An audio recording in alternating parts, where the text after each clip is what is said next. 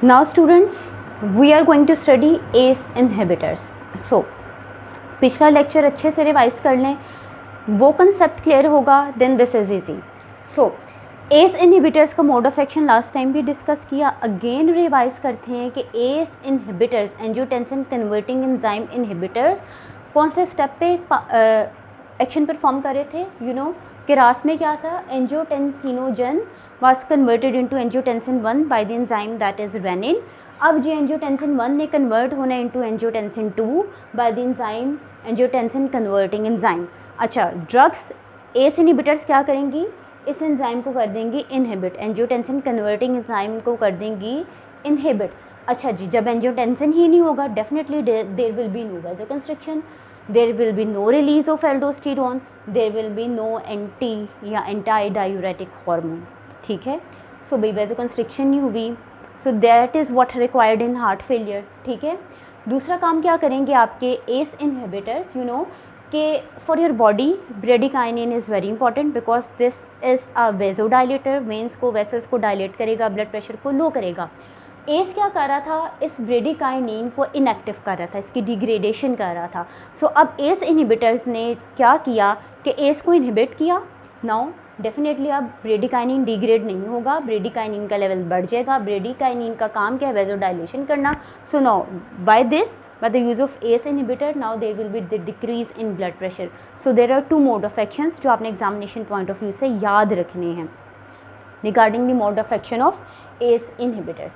सो बच्चों, अब ये काम हो गए. सो अल्टीमेटली क्या होगा कि अब S inhibitors will decrease the preload. How they will decrease the preload, by decreasing the Venus tone. भाई ज़ाहिर है वेजोकंस्ट्रिक्टर ही नहीं ना रिलीज़ हो रहा, तो वीनस की टोन, ठीक है, कंस्ट्रिक्शन विल बी लेस.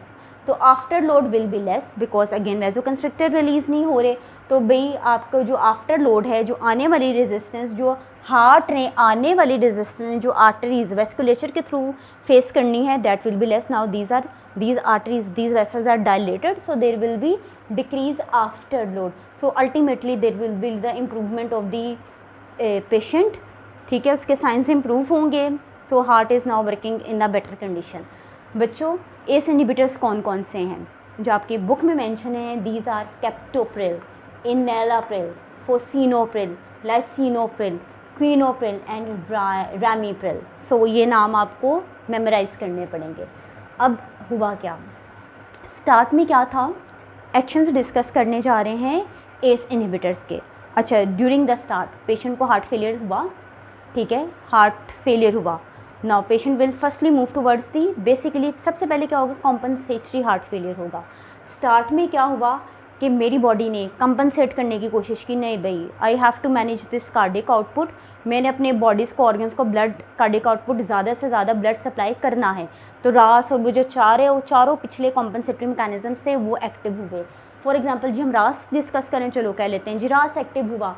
रास ने एट द स्टार्ट क्या किया, वेजोकंस्ट्रिक्टर्स रिलीज़ किए थे ना. ठीक है, angiotensinogen was converting ultimately into 1 and angiotensin 1 was converting into angiotensin 2. ultimately angiotensin 2 क्या कर रहा था, वेजोकंस्ट्रिक्शन करवा रहा था. डेफिनेटली वेंस जो हार्ट की तरफ जा रही है उसकी भी करवा दी इसने कंस्ट्रिक्शन.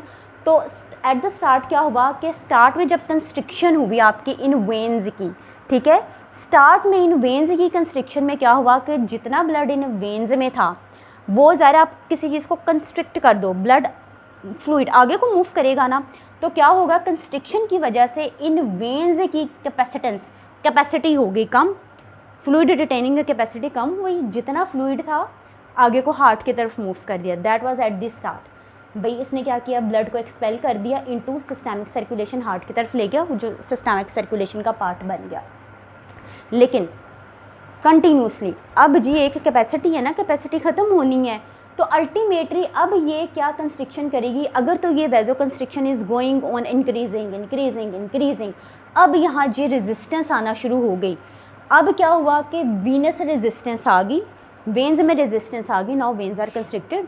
अब तो जाहिर है फ्लूइड भी कम है, तो जाहिर है वीनस रिटर्न कम हो जाएगा. यहाँ हार्ट की तरफ जाने वाला blood will be less, venous return कम हो गया. डेफिनेटली फिर प्रीलोड कम होगा, स्ट्रोक वॉल्यूम कम होगा, जिसकी वजह से कार्डिक आउटपुट कम होगा. ठीक है. So this is non compensatory, एक हार्ट फेलियर की तरफ आपका पेशेंट मूव कर गया. कॉम्पनसेटरी से नॉन कॉम्पनसेटरी हार्ट फेलियर की तरफ मूव कर गया। कॉम्पनसेटरी में कार्डिक आउटपुट बढ़ा था कि नहीं भी मैंने अपनी बॉडी की नीड्स को पूरा करना है। नॉन कॉम्पनसेटरी हार्ट फेलियर में जो अल्टीमेटली क्या हुआ, देखें हार्ट फेलियर हो गया, नॉन कॉम्पनसेटरी हार्ट फेलियर हो गया, कार्डिक आउटपुट कम हो गया। मल्टीपल रीज़न है जो हमने पैथो में डिस्कस कर ली थी इससे रिलेटेड। अच्छा, तो अब ये काम हो गया। यहाँ पे मेरे जहन में क्वेश्चन आया, पहले जी ब्लड था, वेन्स में ब्लड था, ब्लड गया हार्ट की तरफ। अच्छा, ये ब्लड आया कहाँ से था, भी वेन्स में पड़ा था, वेन्स से ही ब्लड हार्ट की तरफ चला गया। अब ये कौन सा सिस्टम है जो यहाँ पर ज़्यादा इन्वॉल्व्ड है एट द स्टार्ट आपके प्री लोड को इंक्रीज़ करने में? भाई यहाँ पर इन्वॉल्व है आपका स्प्लांचनिक सर्कुलेशन। ठीक है, स्प्लांचनिक सर्कुलेशन देखो, अगर आप हार्ट को देखो ना, there are main circulatory systems कह लो, दो में आप डिवाइड कर लो, systemic and splanchnic circulation. Splanchnic circulation जी ब्लड सर्कुलेशन कहाँ की है, सिस्टम कहाँ प्रोवाइड कर रहा है आपके जीआई ट्रैक को, गैस्ट्रोइंटेस्टाइनल ट्रैक को, मीन्स आपके स्टमक को, लिवर को, स्प्लीन को, पेनक्रियास को, स्मॉल इंटेस्टाइन को, आपके लार्ज इंटेस्टाइन को, excluding the urinary system, excluding the brain, rest of the systems को एक्सक्लूड करके। सो भाई ये जो आपका स्प्लांचनिक सिस्टम था, स्प्लांचनिक सर्कुलेशन थी, ठीक है, तो भाई यहाँ पे there was 25% of the cardiac output. ये वो कार्डियक आउटपुट था जो स्टार्ट में at the start pre load बढ़ा रहा था। ठीक है, कंस्ट्रिक्ट होके जितना ब्लड था that was moving towards the heart.